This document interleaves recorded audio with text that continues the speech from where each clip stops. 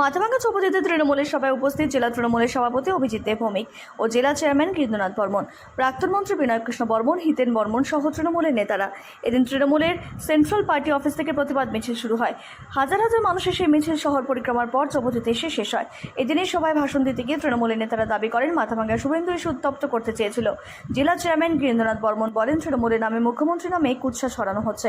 কয়েকদিন আগে মাথাভাঙ্গা চৌপতিতে আরজি করে ঘটনা নিয়ে যে প্রতিবাদ মিছিল হয়েছিল সেটা নিয়ে প্রতিবাদ করেছিল কর্মীরা, কিন্তু সেটা নিয়ে রাজনীতি করছে বিজেপি। তৃণমূলের জেলা সভাপতি অভিজিৎ দেব ভৌমিক বলেন, গোটা দেশে ধর্ষণ একটা বড় সমস্যা। মমতা বন্দ্যোপাধ্যায় তত বাংলা গোটা দেশকে পথ দেখিয়েছে, এখনও দেখাচ্ছে। এই জন্য মুখ্যমন্ত্রী অপরাজিতা বিল পাশ করিয়েছেন। এই বিলে 1 মাসের মধ্যে শাস্তির বিধান দেওয়া হয়েছে। আরজি করে ঘটনা দোষীরা শাস্তি পাক, আমরাও চাইছি। শাস্তির দাবিতে পথে নেমেছি আমরাও। রাজ্যে একের পর এক মেডিকেল কলেজে রোগীরা চিকিৎসার জন্য কাতরাচ্ছে, কিন্তু তারপরও চিকিৎসকরা রোগীদের চিকিৎসা করাচ্ছে না। আরজি করে ঘটনায় সিবিআই তদন্ত 1 মাস হতে চলল, কিন্তু এখনও পর্যন্ত কোনো পদক্ষেপ নিতে পারেনি সিবিআই। মাথাভাঙ্গা শহরের মানুষ এটা কোনোভাবেই মেনে নেবে না। সহ সভাপতি সেদিন পথে নেমে সেই আলপনা মুছে দিয়েছেন, সেটা ঠিক করেছেন। মেখলিগঞ্জে ঘটনার বিচারের কথা কেউ বলেনি, শুভেন্দু মাথাভাঙ্গা এসেও বলেনি, অথচ মাথাভাঙ্গা এসে মানুষকে বিভ্রান্ত করতে চাইছে। দেশে যেখানে প্রতি 15 মিনিটে ধর্ষণ হয়, সেখানে দেশের সরকার এখনও কোনো কড়া পদক্ষেপ নেয়নি। পশ্চিমবঙ্গে মেয়েরা যথেষ্ট নিরাপত্তায় রয়েছেন। দেশের অনেক রাজ্যের চেয়ে ভালো পরিস্থিতি এখানে রয়েছে। মাথায় নীল হেলমেট পরা, মুখে সাদা কাপড় বাঁধা একদল হারমাত গোটা মাথাভাঙ্গায় দাপিয়ে বেরিয়েছে। ওরা মাথাভাঙ্গার মানুষকে ভয় দেখাচ্ছে। এই প্রশ্নটা আমি চৌপতি স্তরে যতদূর মাইকেদের সব মানুষের কাছে প্রশ্ন করছি। মাথাভাঙ্গা সুশীল সমাজ নামে যে মানুষরা যেদিন আন্দোলন করেছিল, সেই সুশীল সমাজের কাছে আমার প্রশ্ন, তার মধ্যে একজন সুশীল সমাজ নাকি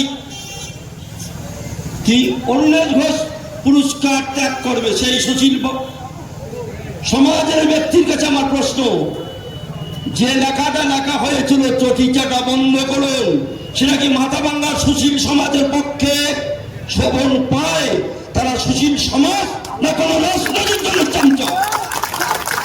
সেদিনকার মানুষ প্রতিবাদ করেছে, চটি চাটা বন্ধ করুন এই শব্দের প্রতিবাদে। দুর্ভাগ্যক্রমে সেই দিন যদি বিদ্যুৎ না আসতেন এ ঘটনা ঘটতো না। সেটা দুর্ঘটনা বলে আমি মেনে নিচ্ছি, কিন্তু সুশীল সমাজ, যে সুশীল সমাজ যেদিন আরজি করে নির্যাতিতের পক্ষে তারা এখানে আন্দোলন করেছেন, বক্তব্য করেছেন, সেই সুশীল সমাজের কাছে আমার প্রশ্ন মাথাভাঙ্গা, কেন তারা চটি চাটা বন্ধ করুন অশ্লীল শব্দের বিরুদ্ধে একটা পোস্ট করেনি? বিভিন্ন সময়ে পোস্ট করে যে কথাটা বলবার জন্য মাথাভাঙ্গা আজকের এই সভা। এই জেলার 22 লক্ষ মানুষের ভোটারের রায় নিয়ে আমরা এখানে আমাদের সংসদকে নির্বাচিত করেছি। এখানে জেলার মানুষের প্রতি আমরা দায়বদ্ধ, এখানে উন্নয়নের প্রতি দায়বদ্ধ। কুচবিহারের মেয়েরা রাত জেগে সাগর দিঘির পারে আন্দোলন করছে, ভোরবেলায় বাড়ি ফিরছে, মেয়েদেরকে কেউ টুটা করবার মতন শ্রদ্ধা নেই। এটা কুচবিহার অনুশাসন, বাংলার অনুশাসন, এটা আমরা প্রতিষ্ঠা করেছি। বন্ধুগণ, পশ্চিমবাংলায় মায়েরা বোনেরা কতটা নিরাপদ, কেন্দ্রীয় সরকার তার এজেন্সি একটা ইনভেস্টিগেশন করেছে, একটা সার্ভে করেছে। 17টা রাজ্যের মধ্যে এই সার্ভে হয়েছে। 16তম স্থানে পশ্চিমবঙ্গ রাজ্য, যেখানে সবচেয়ে কম মেয়েদেরকে হেনস্থা করা হয় আর সবচেয়ে বেশি মেয়েরা নিরাপদ, সেই রাজ্য পশ্চিমবঙ্গ। তাই বন্ধুগণ, আমার বক্তব্য দীর্ঘায়িত করি না, দীর্ঘক্ষণ আপনারা মিছিল করলেন, বেশ কয়েক কিলোমিটার পথ আমরা এখানে হাঁটলাম। মনে রাখবেন, যেখানেই এই সমস্ত লম্পটরা আসবেন, কাকে সাহায্য করতে এসেছিলেন জানি না, শুধু বলেছে আমাদের চামড়া দিয়ে নাকি ডুগডুগি বাজাবে। আমাদের চামড়া এত পাতলা হয়ে গেল, শুভেন্দু অধিকারী চাইলেই খুলে নিল। তার জন্য কি দেখলাম, মাথায় হেলমেট পরা, মুখে সাদা কাপড় বাঁধা আর ডুগডুগি বানানোর কারিগররা সদুয়েক এখানে হেলমেট পরে ঘুরলো মাথাভাঙ্গা শহরে। ছেলে উত্তরবঙ্গের মেয়ে, তাদের প্রতি কেন এই আন্দোলনে বঞ্চনা? উত্তরবঙ্গের মেয়ের যদি রেপ করা হয়, সেদিন কেন বাংলা জুড়ে রাত যাওয়া হয় না? যেদিন বর্ণালী দত্ত নার্সকে রেপ করে মারা হয়, সেদিন কেন সিপিএম পথে নামনি? আজকে সিপিএম রাস্তায় নেমেছ, নেকা কান্না পাচ্ছ। পশ্চিমবাংলার 9 কোটি মানুষ, গত মে মাসের 4 তারিখে গণনা হয়েছে, 29টা আসনে মমতা বন্দ্যোপাধ্যায়ের ছবি দেখে ভোট দিয়েছে এই বাংলার মানুষ। তার উপর আস্থা রেখেছে মমতা ব্যানার্জি। আর এখানে মমতা বন্দ্যোপাধ্যায়ের নামে ব্যঙ্গাত্মক ছবি আঁকে আন্দোলন হচ্ছে, বদমাশি হচ্ছে। আমরা কেন এই প্রতিরোধ করে তুলবো না? দেশ সংকটে, এশিয়া মহাদেশের ভেতরে একদিন ভারতবর্ষ ডমিনেট করতো গোটা এশিয়াকে। এশিয়া মহাদেশের মধ্যে ভারত একা, চায়না শত্রু হয়ে দাঁড়িয়ে আছে, পাশে বন্ধু রাষ্ট্র নেপাল, সেখানে আজকে এয়ার বেস তৈরি করেছে চায়না। ভুটান আমাদের কোভিডের সময় ঢুকতে দিল না 2 বছর।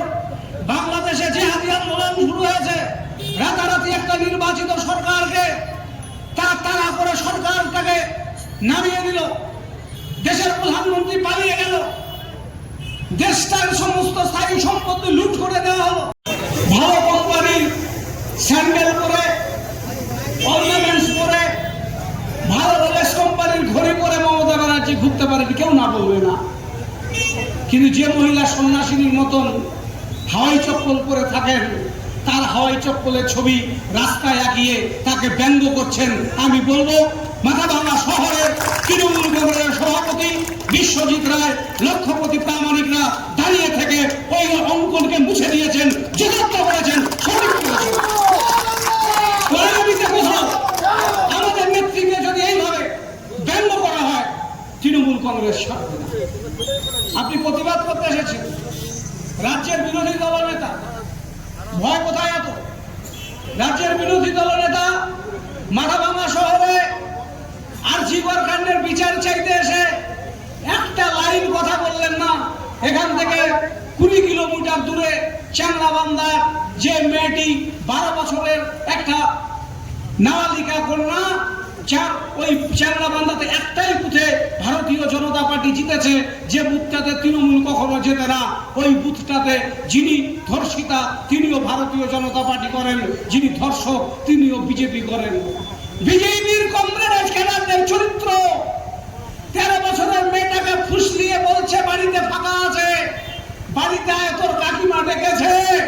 আর বিজেপির ক্যাডার বাড়িতে ডেকে 13 বছরের মেয়েটার সম্ভ্রম নষ্ট করলো। ওই বিজেপির নেতা মাথাভাঙা শহরে দাঁড়িয়ে আরজিকরের বিচার চাইছেন, আমার মেখলিগঞ্জের মেখলি মেয়েটির বিচার। একজন মানুষের প্রাণ যাচ্ছে। আমরা তৃণমূল কংগ্রেসের পক্ষ থেকে মনে করি সুপ্রিম কোর্ট রায় দিয়েছে, আজকে বিকেল 5টার মধ্যে কাজে যোগদান করার কথা ছিল, দ্বিমত তৈরি হয়েছে আইএমের ভেতরে। আমরা অনুরোধ করব সকলে কাজে যোগ দিন। মুখ্যমন্ত্রী নিশ্চিত করেছে, রাজ্য সরকারের তদন্তকারী এজেন্সি কলকাতা পুলিশ প্রথম 12 ঘন্টার ভেতরে যে আসামিকে গ্রেপ্তার করেছে, সিবিআইয়ের 1 মাস হতে চলল তদন্তে, দ্বিতীয় কোনো আসামিকে গ্রেপ্তার করতে পারেনি। যাকে গ্রেপ্তার করেছেন প্রিন্সিপালকে, তাকে করাপশনের চার্জে গ্রেপ্তার করেছেন, রেপ কেসে গ্রেপ্তার করতে পারেননি দ্বিতীয় একটা আসামি। অর্থাৎ রাজ্য সরকারের তদন্ত, রাজ্য পুলিশের তদন্ত সঠিক পথে গিয়েছিল। যে 2-4টা টেকনিক্যাল ইস্যু সুপ্রিম কোর্টের কাছে এসেছে, অত্যন্ত পেটি ইস্যু, যারা ইনভেস্টিগেশন দিয়ে থাকেন তারা জানেন।